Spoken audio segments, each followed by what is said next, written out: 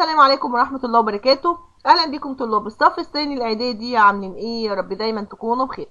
النهاردة بإذن الله هنحل مع بعض أسئلة الدرس الرابع معانا، وهو الدولة الأيوبية.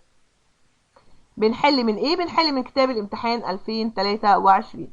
نبدأ مع بعض حل الأسئلة مع بعض، ولو عندكم أي سؤال اكتبوهولي في التعليقات وأنا هجاوبكم عليه. نبدأ مع بعض، يلا حل الأسئلة. أول سؤال عندنا: اختر الإجابة الصحيحة مما بين القوسين. نستنتج من خلال الخريطة المقابلة والتي توضح الحملة الصليبية الأولى إن هي طبعا ديت عندنا إنها طبعا استولت على سواحل شرق البحر المتوسط، أو سواحل شرق البحر المتوسط. لما قلنا استولت على إمارات ومملكة، وقلنا زي إمارة الرها في شمال العراق، قلنا إمارة أنطاكيا بشمال الشام، وكمان عندنا إمارة طرابلس على شاطئ البحر المتوسط، وكمان إمارة بيت المقدس اللي جعلوها مملكة. يبقى هنقول استولت على سواحل شرق البحر المتوسط. عمل صاحب الصورة التي أمامك على توحيد البلاد الإسلامية، وقد تشابه في ذلك مع طبعا تشابه مع نور الدين محمود. نور الدين محمود. كانت دمياط مركزا للصليبيين في مصر خلال عهد الملك الكامل.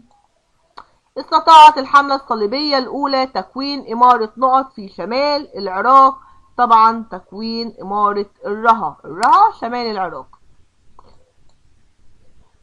العفو عند المقدرة عبارة طبقها مؤسس الدولة الأيوبية مع ملك بيت المقدس، لما كان ملك بيت المقدس لما أسروا مع اللي هو أرناط، وقام بالعفو على ملك بيت المقدس ولكنه قتل أرناط.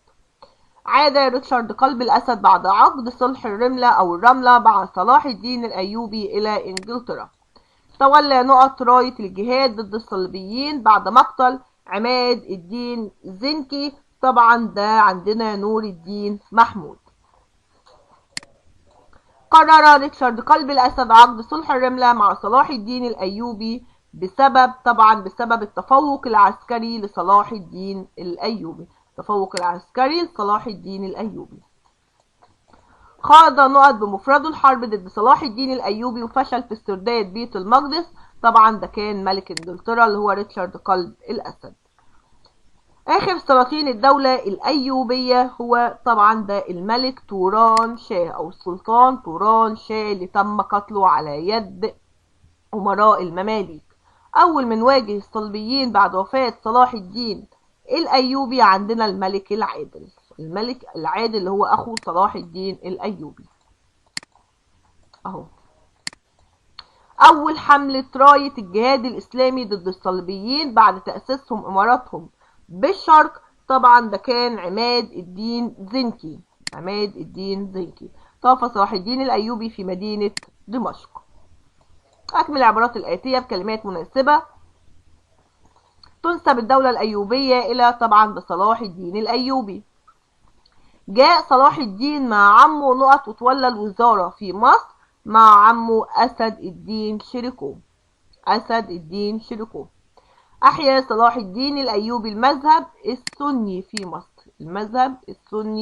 في مصر. جعل الصليبيون إمارة نقط مملكة لأهميتها الدينية، طبعا مملكة بيت المقدس. قتل صلاح الدين الأيوبي بيده نقط جزاء ما ارتكبه في حق الحجاج المسلمين، طبعا قتل أرنوط.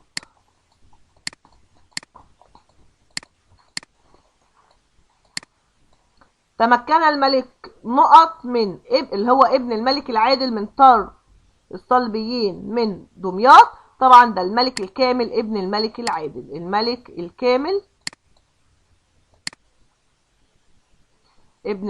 العادل.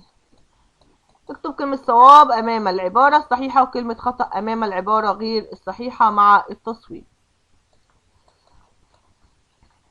كان صلاح الدين الأيوبي تركي الأصل، طبعا خطأ لأنه كان كردي الأصل. أعلن أسد الدين شريكوه قيام الدولة الأيوبية في مصر. طبعا إجابة خاطئة، لأن اللي أعلنها هو صلاح الدين الأيوبي. تمكن الصليبيون في حملتهم الأولى في إقامة 3 إمارات ومملكة كلها على ساحل البحر المتوسط. طبعا خطأ، لأن ما عدا إمارة الرها، إمارة الرها اللي كانت موجودة في شمال العراق، ما كانتش كلها على البحر المتوسط. جاءت الحملة الصليبية الثانية بعد استرداد عماد الدين زنكي لبيت المقدس. لا طبعا خطأ، لأن بعد إمارة الرها، بعد إمارة الرها. يبقى هنا إمارة الرها وهنا إمارة الرها. من نصوص صلح الرملة مع منع المسيحيين من الحج لبيت المقدس. لا طبعا إجابة خاطئة، لأن السماح للمسيحيين الأوروبيين في الحج أو للحج لبيت المقدس. تم صلاح الدين الأيوبي بالعلم والعلماء. إجابة صحيحة. استطاع صلاح الدين الأيوبي توحيد مصر والشام والعراق تحت رايته. طبعا عندنا هنا إجابة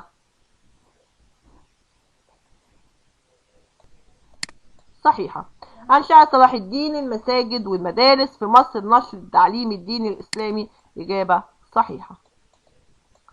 عاد إمبراطور ألمانيا إلى بلاده بعد خلافه مع ملك إنجلترا. طبعا خطأ، لأن ملك ألمانيا غرق، لكن اللي عاد هو ملك فرنسا.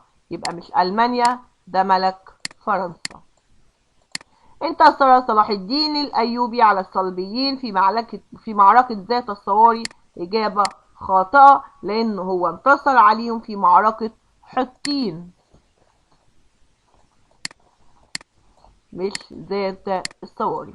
عقد صلاح الدين الأيوبي صلح الرملة مع ريتشارد قلب الأسد ملك إنجلترا. طبعا إجابة صحيحة. استطاع الملك العادل الحفاظ على وحدة الدولة الأيوبية بعد وفاة صلاح الدين الأيوبي. إجابة صحيحة. انتهت الدولة الأيوبية على يد أمراء الفاطميين. طبعا خطأ، لأن على يد أمراء المماليك. من هو استرد من الصليبيين أمارة الرها عام 1144. طبعا ده عماد الدين زنكي. عماد الدين زنكي تولى راية الجهاد بعد أبيه وتصدى للحملة الصليبية الثانية. طبعا ده نور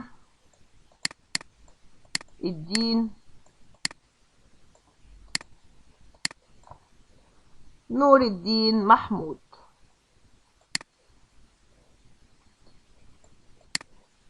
حرر بيت المقدس من أيدي الصليبيين عام 583. طبعا بصلاح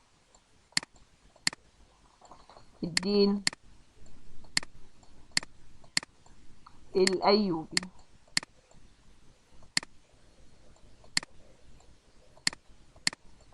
عفى عنه صلاح الدين بعد معركة حطين. طبعا ده كان ملك بيت المقدس.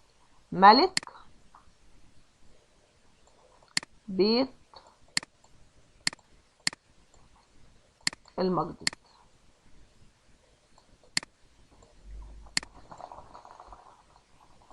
غرق وهو قادم في الطريق لاسترداد بيت المقدس من صلاح الدين الأيوبي.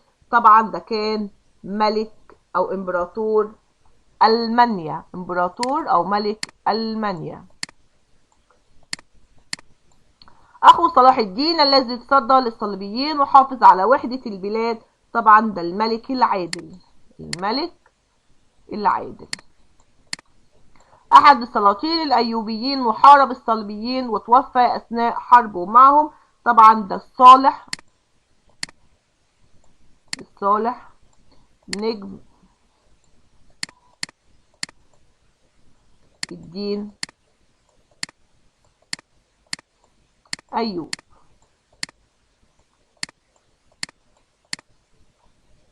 أحد سلاطين الأيوبيين اللي دبر أمراء المماليك مؤامرة لقتله. طبعا ده توران شاه.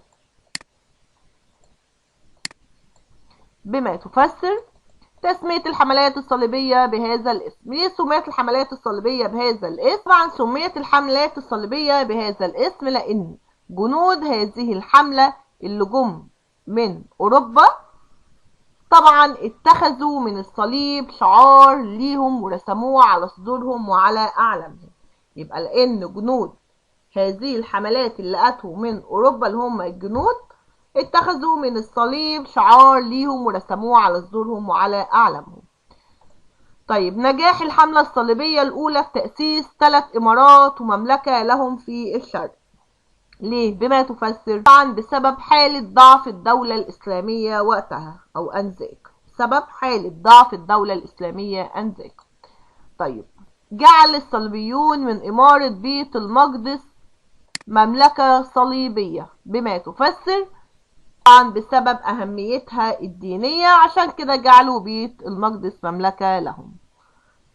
طيب، السؤال اللي بعد كده، انتصار المسلمين على الصليبيين في معركة حطين. ليه انتصر المسلمين على انتصر المسلمين على الصليبيين في معركة حطين 1167؟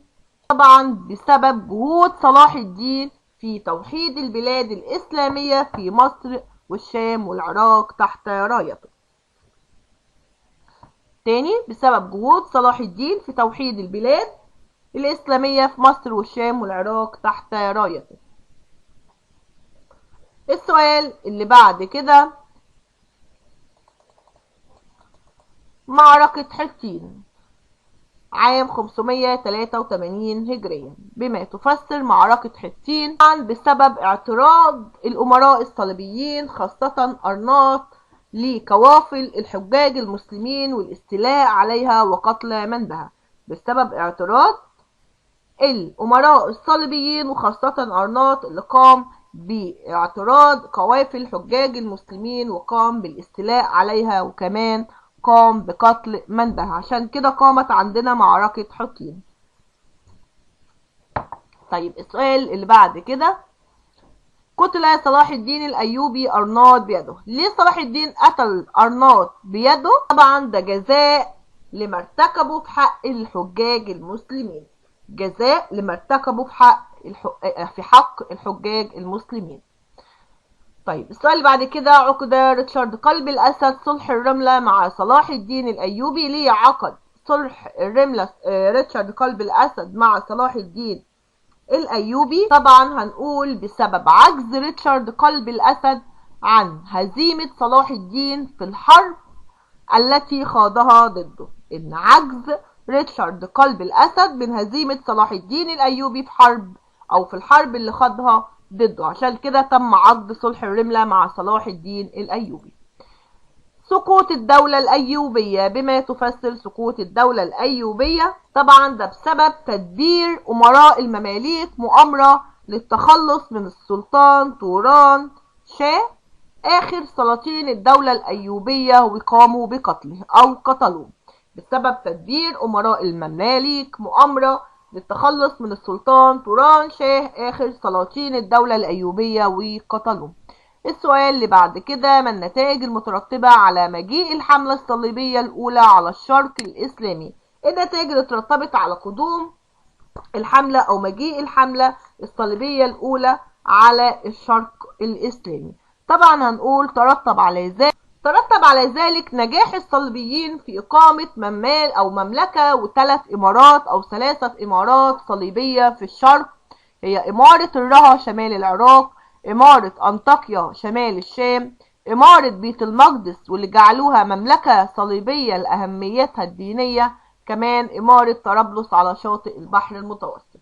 يبقى ترتب على مجيء الحملة الصليبية الأولى على الشرق الإسلامي نجاح الصليبيين في إقامة مملكة و3 إمارات صليبية في الشرق، هي إمارة الرها شمال العراق، إمارة أنطاكيا شمال الشام، إمارة بيت المقدس واللي جعلوها مملكة صليبية لأهميتها الدينية، وكمان إمارة طرابلس على شاطئ البحر المتوسط. طيب، معركة حطين عام 583 هجريا 1187 ميلاديا. النتائج اللي ترتبط على ذلك، طبعا ترتب على معركة حطين نقول أدى ذلك أو ترتب على ذلك انتصار المسلمين على الصليبيين، أسر كل من أرناط وملك بيت المقدس، كمان التوجه إلى بيت المقدس وتخليصه من الصليبيين. دي نتائج معركة حطين. انتصار المسلمين على الصليبيين، أسر كل من أرناط وملك بيت المقدس، التوجه لبيت المقدس وتخليصه من الصليبيين. طيب ايه النتائج المترتبة على استرداد المسلمين لبيت المقدس بعد هزيمة الصليبيين في معركة حطين؟ ترتب على ذلك ايه؟ لما المسلمين استردوا بيت المقدس بعد معركة حطين او بعد هزيمة الصليبيين في معركة حطين، ترتب على ذلك ارسال اوروبا حملة صليبية جديدة بقيادة 3 من اكبر قوادها، وهو ملك فرنسا وامبراطور المانيا وملك انجلترا اللي هو ريتشارد قلب الاسد، علشان يستولوا على بيت المقدس مرة اخرى. يبقى ترتب على ذلك ارسال اوروبا حملة صليبية جديدة بقيادة 3 اكبر قوادها، وهو ملك فرنسا، امبراطور المانيا، ملك انجلترا اللي هو ريتشارد قلب الاسد، للاستيلاء على بيت المقدس مرة اخرى. طيب الخلاف بين ملك انجلترا وملك فرنسا اثناء الحملة الصليبية لاسترداد بيت المقدس، ايه النتائج اللي ترتبط على الخلاف ده؟ طبعا هنقول ترتب على ذلك طبعا عودة ملك فرنسا لبلاده، كمان ترتب على ذلك وقوع عبء محاربة المسلمين لإعادة إمارة بيت المقدس على ملك انجلترا فقط. يبقى النتائج اللي ترتبط على الخلاف اللي حصل بين ملك انجلترا وملك فرنسا اثناء الحملة الصليبية لاسترداد بيت المقدس، قلنا عودة ملك فرنسا لبلاده، وقوع عبء محاربة المسلمين لإعادة إمارة بيت المقدس على ملك انجلترا فقط. السؤال اللي بعد كده، عقد صلح الرملة بين ريتشارد قلب الأسد وصلاح الدين الأيوبي عام 1192، النتائج اللي ترتبط على ذلك؟ طبعا ترتب على ذلك بقاء بيت المقدس في يد المسلمين، بقاء بعض المدن الساحلية في يد الصليبيين، السماح للمسيحيين اللي هم الأوروبيين بالحج لبيت المقدس. دي النتائج اللي ترتبط على عقد صلح الرملة بين صلاح الدين الأيوبي وريتشارد قلب الأسد. ترتب ان بقاء بيت المقدس في يد المسلمين، بقاء بعض المدن الساحلية في يد الصليبيين، السماح للمسيحيين اللي هم الأوروبيين بالحج لبيت المقدس. السؤال اللي بعد كده، دلل على صحة كل عبارة مما يأتي. قبل السؤال دلل فيه سؤال اللي هو نجيب الكتاب مع بعض، اللي هو ماذا كان يحدث إذا فشلت الحملة الصليبية الأولى على الشرق الأوسط؟ إيه اللي كان هيحصل لو كان فشلت الحملة الصليبية الأولى على الشرق الأوسط؟ إيه اللي كان هيحصل؟ طبعا اللي كان هيحصل طبعا إن ما كانش هتتمكن الحملة الصليبية الأولى من إقامة مملكة وثلاثة إمارات صليبية في الشرق. يبقى النتائج أو ماذا يحدث إذا فشلت الحملة الصليبية، اللي هو السؤال رقم 7 ناخد بالنا منه. فشلت الحملة الصليبية الأولى على الشرق الإسلامي، هنقول لم تتمكن الحملة الصليبية الأولى من إقامة مملكة وثلاثة إمارات صليبية في الشرق. طيب السؤال اللي بعد كده، لم يهاجم أرناط قوافل الحجاج المسلمين. اللي كان هيحصل لو ما كانش أرناط هاجم قوافل الحجاج المسلمين؟ طبعا اللي كان هيحصل ان لم تقم معركة حطين، لان احنا عرفنا ان قامت معركة حطين بسبب مهاجمة أرناط لقوافل الحجاج المسلمين وقتلهم. يبقى لم تقم معركة حطين عام 583 هجريا، وكمان لم يتم أو لم يقتل أرناط على يد صلاح الدين الأيوبي. لم يقتل أرناط على يد صلاح الدين الأيوبي. السؤال بعد كده، ماذا كان سيحدث إذا انتصر الصليبيون على صلاح الدين في معركة حطين؟ اللي كان هيحصل لو الصليبيون انتصروا على صلاح الدين في معركة حطين؟ طبعا هنقول لم يتمكن صلاح الدين الأيوبي من استرداد بيت المقدس، لم يقع ملك بيت المقدس وأرناط في الأسر، كمان لم يأتي حملة صليبية جديدة للاستيلاء على بيت المقدس. يبقى تاني، اللي كان هيحصل أو ماذا كان يحدث إذا انتصر الصليبيون على صلاح الدين في معركة حطين؟ هنقول لم يتمكن صلاح الدين الأيوبي من استرداد بيت المقدس، لم يقع ملك بيت المقدس وأرناط في الأسر، لم يأتي حملة صليبية جديدة للاستيلاء على بيت المقدس. ندخل على السؤال اللي بعد كده اللي هو رقم 8. السؤال رقم 8 بيقول دلل على صحة كل عبارة مما يأتي تاريخيا. جمع صلاح الدين الأيوبي في شبابه بين التفوق في النواحي العسكرية والعلوم الشرعية. ايه الدليل عندنا ان صلاح الدين في شبابه كان متفوق جدا في النواحي العسكرية والعلوم الشرعية؟ عندنا طبعا الدليل ان هو تدرب على الفروسية والتحق في شبابه بجيش نور الدين محمود. طبعا دي النواحي العسكرية. طب بالنسبة بقى للنواحي الدينية او العلوم الشرعية، ان هو درس الفقه.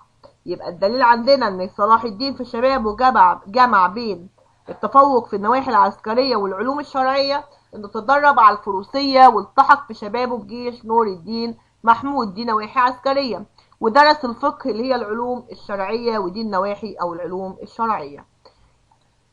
سار صلاح الدين الأيوبي عندما تولى حكم مصر على نفس خطوات قائده نور الدين محمود.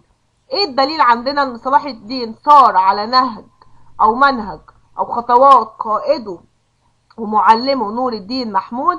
طبعا الدليل انه عمل على توحيد البلاد الإسلامية تحت رايته وجاهد ضد الخطر الصليبي. عمل على توحيد البلاد ضد رايته او تحت رايته وجاهد ضد الخطر الصليبي. السؤال اللي بعد كده رتب الأحداث التاريخية الآتية من الأقدم إلى الأحدث. عقد صلح الرملة، الحملة الصليبية الأولى، استشهاد عماد الدين زنكي، معركة حطين، استرداد صلاح الدين لبيت المقدس. طبعا هنرتب. طبعا أول حاجة حصلت عندنا هتبقى الحملة الصليبية الأولى. طيب تاني حاجة عندنا بعد الحملة الصليبية الأولى هي استشهاد عماد الدين زنكي لأنه كان بيحارب الصليبيين. تالت حاجة عندنا وهي معركة حطين اللي قتل فيها أرناط القوافل الحجاج المسلمين. رابع حاجة عندنا هتبقى استرداد صلاح الدين الأيوبي لبيت المقدس، دي رابع حاجة. آخر حاجة طبعا كانت عقد صلح الرملة مع ريتشارد قلب الأسد. دي ترتيب الأحداث الآتية من الأقدم إلى الأحدث. ضرب صلاح الدين الأيوبي مثالا قويا في التسامح الديني. حدد موقفا يدل على تسامحه الديني. الموقف اللي عمله صلاح الدين الأيوبي بيدل على انه متسامح دينيا. الدليل ان هو عنهم وأمنهم على أرواحهم وأموالهم وكنائسهم. كمان أعفى الشيوخ والفقراء والأطفال من دفع الجزية. يبقى عفى عنهم، أمنهم على أرواحهم وأموالهم وكنائسهم، كمان أعفى عن الشيوخ والفقراء والأطفال من دفع الجزية. ده الدليل عندنا إن كان صلاح الدين متسامح دينيا. السؤال اللي بعد كده حدد تقييمك لمصداقية كل عبارة مما يأتي. كانت للمرأة في الدولة الأيوبية دور في مواجهة الصليبيين. العبارة دي صادقة ولا غير صادقة؟ إن كان للمرأة دور في الجهاد أو في مواجهة الصليبيين. طبعا العبارة عندنا إيه؟ العبارة عندنا صادقة. طب ليه العبارة صادقة عندنا؟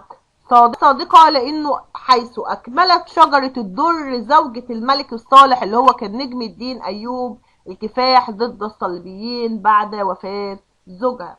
يبقى طبعا هنقول العبارة صادقة. طيب السؤال اللي بعد كده، كان للمماليك دور في سقوط الدولة الأيوبية. هل العبارة دي صادقة ولا غير صادقة؟ إن المماليك كان لهم دور في سقوط الدولة الأيوبية؟ طبعا العبارة صادقة. طيب إيه الدليل عندنا؟ الدليل تدبر أمراء المماليك مؤامرة للتخلص من السلطان توران شاه آخر سلاطين الدولة الأيوبية وقتلوه، وهكذا انتهت الدولة الأيوبية في مصر وقامت دولة المماليك. ده الدليل عندنا ان كان للمماليك دور في سقوط الدولة الأيوبية. طيب السؤال الأخير معانا في الجزء ده، في عام 588 هجريا تم عقد صلح الرملة. في ضوء ذلك وضح الأطراف المشاركين في صلح الرملة. طبعا عندنا كان الأطراف المسلمين بقيادة صلاح الدين الأيوبي و ضد الصليبيين بقيادة ريتشارد قلب الأسد. نصوص صلح الرملة بقى عندنا المعاهدة عندنا بقاء بيت المقدس في يد المسلمين، بقاء بعض المدن الساحلية في يد الصليبيين، والسماح للمسيحيين اللي هم الأوروبيين بالحج لبيت المقدس. ديت معركة صلح الرملة اللي كانت ما بين صلاح الدين الأيوبي ضد الصليبيين بقيادة ريتشارد قلب الأسد ملك إنجلترا. ودي النصوص اللي نص عليها المعاهدة اللي هي بقاء بيت المقدس في إيد المسلمين، بقاء بعض المدن الساحلية في إيد الصليبيين، السماح للمسيحيين الأوروبيين بالحج لبيت المقدس.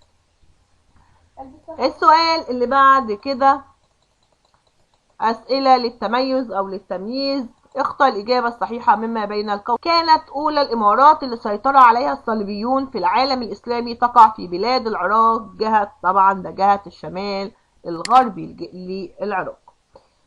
ترتب على دخول صلاح الدين الأيوبي بيت المقدس طبعا إرسال أوروبا حملة كبيرة للعالم الإسلامي. جاءت الحملات الصليبية إلى العالم الإسلامي مستغلة سوء الأوضاع طبعا السياسية.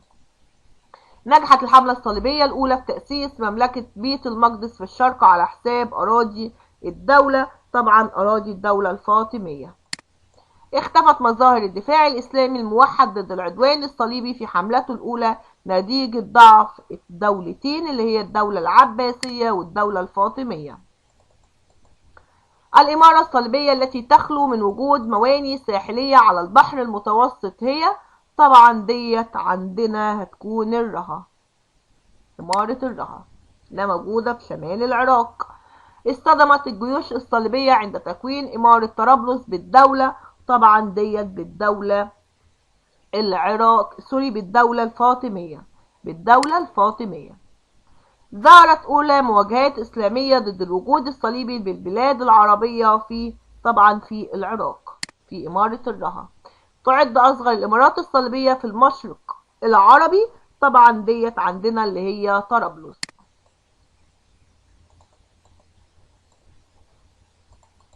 تدل نصوص صلح الرملة على بقاء تحكم الصليبيين في إمارتي، طبعا دي موجودة في إمارتي طرابلس وأنطاكيا. اتجهت الحملات الصليبية نحو مصر بدلا من الشام بعد وفاة صلاح الدين الأيوبي.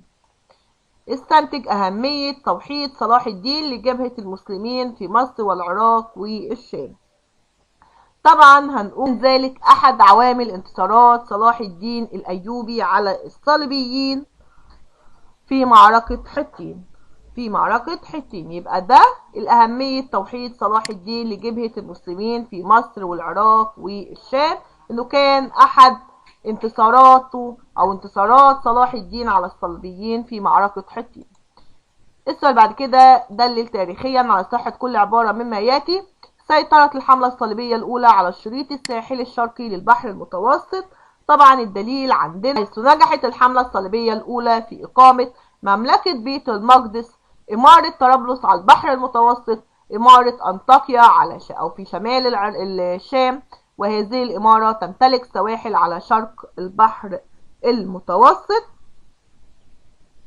فدي اللي نجحت فيها الحملة الصليبية الأولى في إقامة قلنا 3 إمارات ومملكة.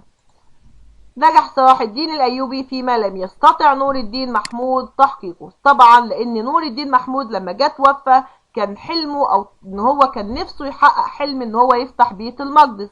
طب صلاح الدين الأيوبي طبعا استطاع إن يحقق الحلم ده بعد وفاة نور الدين محمود، طبعا حيث نجح صلاح الدين الأيوبي في تحرير بيت المقدس من الصليبيين بعد معركة حطين. وطبعا كان ده كان فشل نور الدين محمود في تحقيق هذا الحلم. طيب السؤال اللي بعد كده حدد تقييمك لمصداقية كل عبارة مما يأتي. لم يستسلم المسلمون لنتائج الحملة الصليبية الأولى. طبعا هنقول العبارة هنا صادقة، طبعا العبارة صادقة. ليه العبارة صادقة؟ حيث سرعان ما بدأ الجهاد ضد الصليبيين وحمل راية الجهاد كل من عماد الدين زنكي اللي استطاع ان يسترد إمارة الرها، ونور الدين محمود، ثم صلاح الدين الأيوبي اللي استطاع تخليص بيت المقدس من الصليبيين. يبقى العبارة صادقة، تمام كده؟ طيب السؤال اللي بعد كده تسببت الاعتداءات المتكررة من الصليبيين في وقوع معركة حطين. العبارة ايه؟ طبعا عبارة برضو صادقة. بسبب ايه؟ هنعرف اهو. حيث تسبب اعتراض الأمراء الصليبيين خاصة أرناط لقوافل الحجاج المسلمين والاستيلاء عليها وقتل من بها في وقوع معركة حطين. تمام كده؟ ده اللي سبب في وقوع معركة حطين. السؤال اللي بعد كده، لم تكن جميع نصوص صلح الرملة في صالح المسلمين. طبعا ما كانتش كل نصوص صلح الرملة في صالح المسلمين، لأن أو العبارة صادقة. هنقول حيث نص صلح الرملة على بقاء بعض المدن الساحلية في إيد الصليبيين. عشان كده ما كانتش كل نصوص صلح الرملة في صالح المسلمين. آخر سؤال معانا، استفاد نور الدين محمود سياسيا من سوء أوضاع الدولة الفاطمية. طبعا الإجابة عندنا العبارة صادقة. هنقول حيث تمكن جيشه من الانتصار على الصليبيين بعد ما استنجد بهم درغام واستطاع توحيد البلاد الإسلامية تحت رايته. عشان كده نور الدين محمود استفاد سياسيا من سوء أوضاع الدولة الفاطمية. يبقى العبارة صادقة. كده خلاص خلصنا أسئلة الدرس، ولو عندكم برضو أي سؤال اكتبولي في التعليقات وأنا هجاوبكم عليه. أتمنى لكم التوفيق، أتمنى لكم النجاح. مع السلامة وفي حفظ الله وفي رعايته.